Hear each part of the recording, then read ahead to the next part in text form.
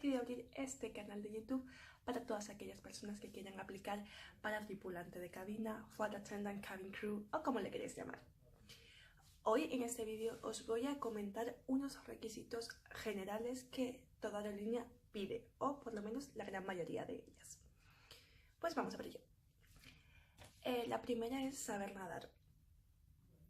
Es muy importante saber nadar porque tienes que estar entrenado por si el avión por cualquier casual aterriza en el agua y tienes que desenvolverte en ella. Tienes que, yo qué sé, asistir a pasajeros, buscar cosas, no te puedes desesperar en el agua. Y ahí es donde los entrenadores ven si tú no tienes pánico al agua, porque si tienes pánico al agua, eres tú que tienes que controlar la situación si algo pasa. Mucha gente me pregunta que si en el entrenamiento piden tiempo.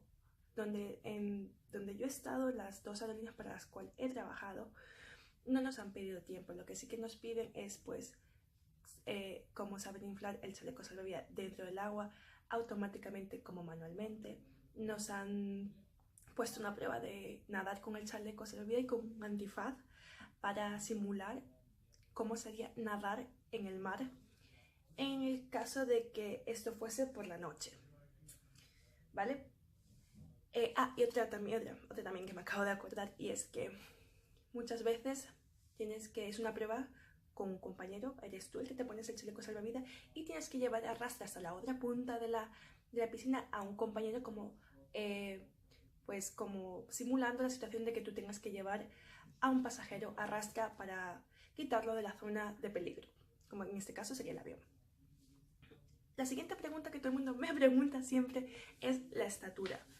Pues la estatura casi que siempre depende de la aerolínea, pero por lo general, por lo que yo he visto, por lo que me han comentado, la estatura mínima serían 1,57 m y como tal no hay una estatura máxima.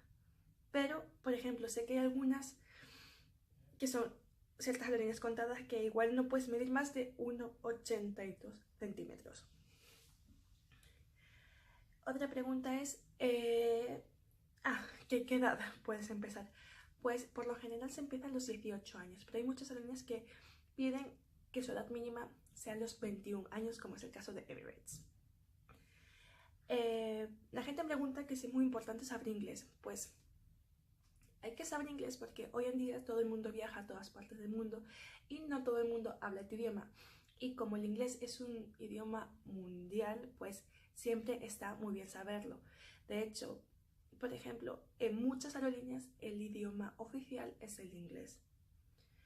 Si estás trabajando o piensas aplicar para una aerolínea nacional de tu país, seguramente el curso sea en tu idioma. Pero en muchísimas aerolíneas el idioma es el inglés. Yo no he tenido la suerte de que ninguna aerolínea haya sido en español. Siempre en todos los cursos los he tenido que hacer en inglés. Y bueno, es lo que hay. Mucha gente me pregunta por los estudios, que si hay alguna carrera que tenga que estudiar. Pues a ver, esto ya es un poquitín más complicado porque yo sé que en ciertos países existe la carrera de azafato de vuelo, pero en mi caso personal yo nunca la hice. De hecho, yo antes de dedicarme a este mundo, yo era higienista bucodental. O sea, yo pasé de un mundo a otro mundo inmediatamente. Y yo no hice ninguna carrera, fue la misma aerolínea la que me contrató y me dio pues el entrenamiento. Otra pregunta que me dice, bueno, con respecto a lo de los, con respecto a lo de los estudios, muchas aerolíneas piden como básico que tengas el bachiller aprobado.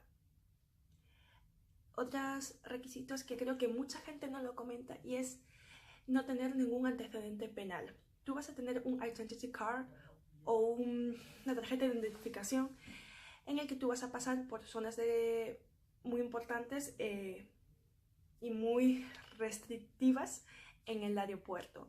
Entonces tú tienes que ser una persona con un pasado limpio.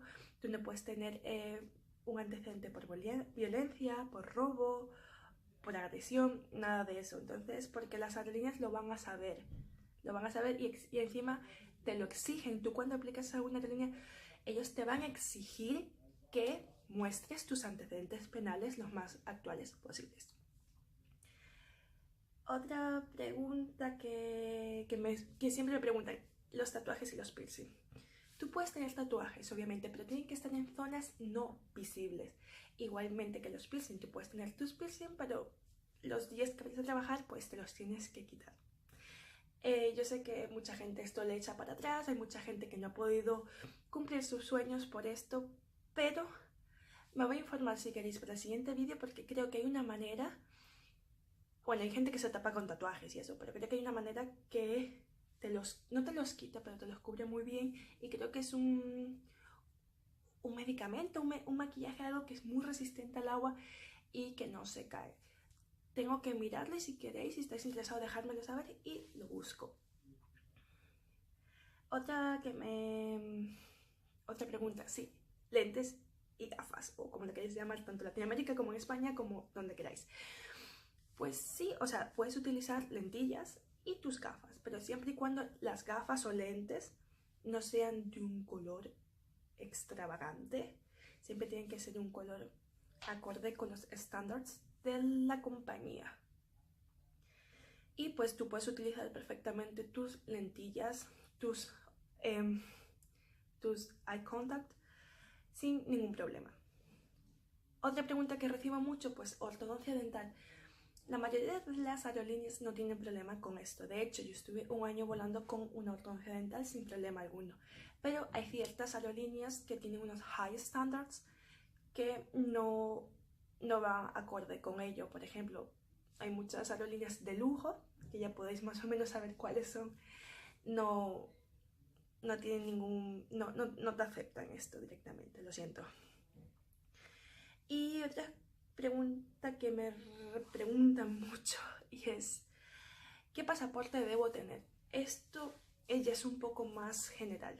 De hecho, yo os voy a comentar de aquí en Europa, que es donde estoy yo trabajando. Tú, para trabajar en Europa, tienes que tener el pasaporte europeo, y muchas aerolíneas te dan la oportunidad, si no tienes el pasaporte europeo, mientras demuestre que tienes un permiso de residencia o trabajo, puedes volar con ello. Pero quizás no puedes hacer ciertos vuelos porque para ese destino, como puede ser Inglaterra, pues necesites un pasaporte europeo para poder realizar u operar este tipo de vuelos. Ahora viene una parte muy graciosa, y son unos requisitos que la gente no cuenta con ellos, pero no son unos requisitos escritos, son unos requisitos ya que tienen mucho que ver con este mundo. Es muy importante que para ser tripulante de cabina sepáis que muchas veces os vais a tener que levantar muy temprano por la mañana. Y a veces os va a pasar que os vais a despertar muy temprano por la mañana y regresáis a casa a las 12 de la mañana, o a las 12 del mediodía, como lo queréis llamar. Y tus ritmos de sueño van a cambiar un montón. Entonces es muy importante que sepáis que a veces se trabaja muy temprano, y sé que hay mucha gente que tiene muchos problemas por esto, porque no puede, porque su cuerpo no les permite, pero por favor tenerlo en cuenta. Otra muy importante, y es muy importante, es aprender a manejar vuestra paciencia. Digo esto porque vais a tener siempre situaciones en el que vuestra paciencia va a estar al límite. Vais a tener que hablar con pasajeros que no van a querer entender cosas, o situaciones que de verdad que se te van de las manos, y siempre tienes que tener paciencia, la cabeza muy fría, porque en este tipo de trabajo todo hay que seguirlo paso por paso, hay procedimientos, y hay que hacerlo siempre de la mejor manera posible. Y bueno, por el momento está. Si tenéis alguna otra duda o lo que sea, por favor, escribidme, contactadme, donde queráis, ¿vale?